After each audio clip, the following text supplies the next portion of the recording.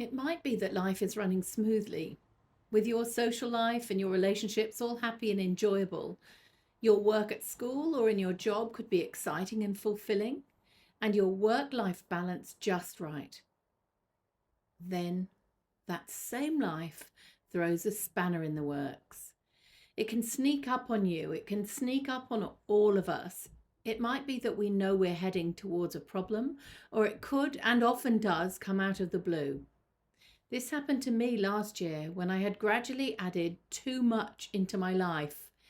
Here are a few of the main things: renovating a house whilst still living in it, organising an important family holiday, living in a new community, having moved from Torquay in Devon to Great Yarmouth in Norfolk, right across the country. I had COVID, which then led to a temporary but sudden, scary heart problem. I embarked on a 10-week silversmithing course and I decided to make a new line of jewellery. And I burnt out. I found myself depressed, physically unable to get up and do much at all. And worst of all, I was mentally cloudy and confused. What? Shouldn't you of all people be able to cope with life stuff and stay healthy and sane, I hear you ask? Yes and no is my answer to that. Yes, because I might have managed all those activities with a kinder approach to myself, understanding that moving house is extremely physically and emotionally challenging, let alone change communities, not to mention living in an unrenovated house. It would have made much more sense for me to be using my wellness techniques more frequently and resting more. That's the benefit of hindsight. The no is because, well, stuff happens. I'm a human and fallible. I really didn't feel this perfect storm brewing. Depression is a side effect of any heart incident. I remembered this from my days as the clinical pharmacist on a hospital cardiac ward. Our hearts are very closely connected to our feelings and overall well-being. So I think that was part of the physical illness and may or may not have been preventable. The doctors didn't have any idea what caused it, though. I suspect COVID. The worst part was that I was confused and mentally cloudy. And that was still on top of not knowing specifically what was causing this mental and physical standstill. It was a sort of breakdown, even though that seems so dramatic to say, but I think that's what it was.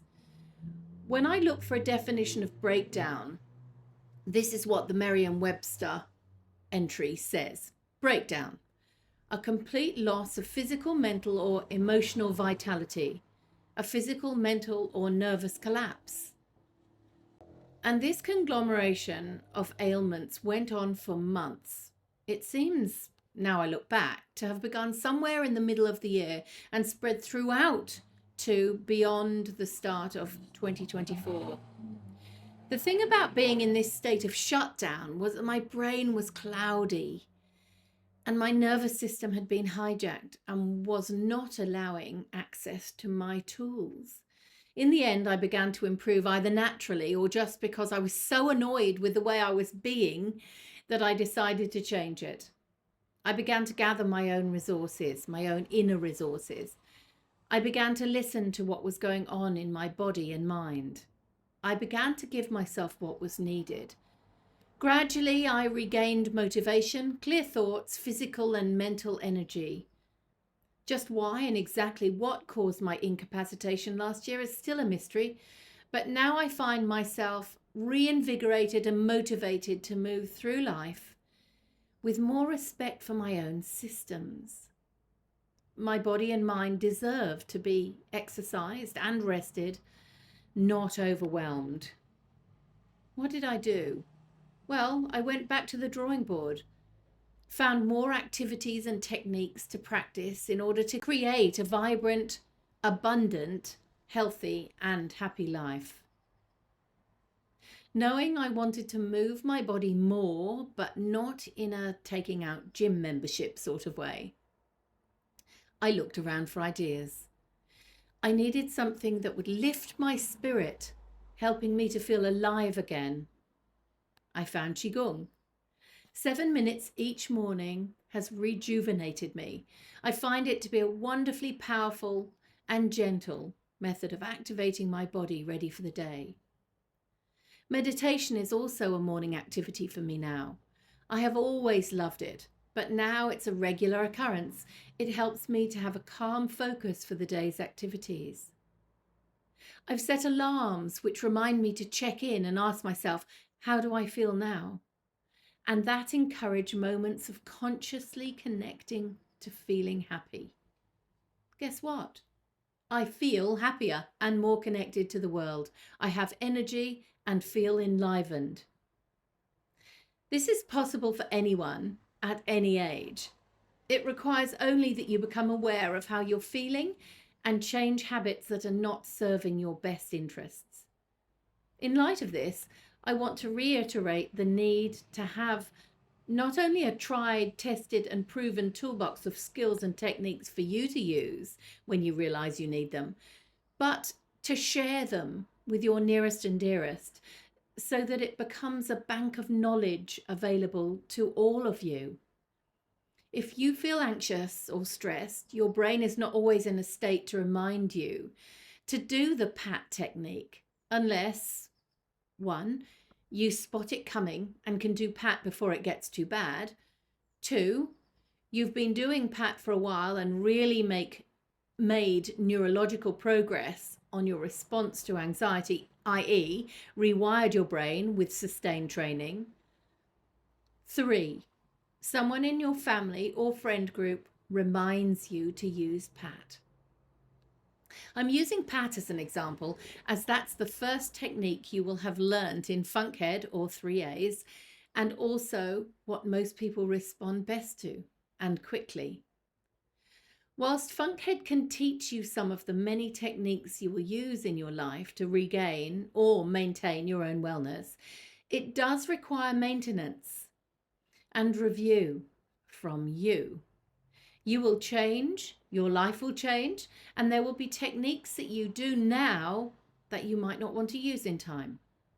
Some techniques you might want to use forever. Allow your curiosity about yourself, along with a big dose of kindness, to be your guide. Ask yourself regularly, how do I feel? What do I need? As life moves on and there are bumps in the road, make a note of what works for you. Be a seeker of new ways to stay well and happy. If you're struggling, my suggestion is that you go back to first principles and address the elephant in the room. What is it for you? The answer is usually anxiety. Even if the anxiety has been triggered by uncertainty, a bad experience, or trauma, if you can learn to get that anxiety under control at that moment, you can still function. If you continue to use techniques such as PAT, you'll be working towards rewiring your brain's response to your anxiety triggers. To help you further, I've decided to change the way I do my post-FUNKHEAD calls. For the next few months, instead of my previous first Wednesday of the month refresher group call, I'm offering a free one-to-one session of up to 1 hour.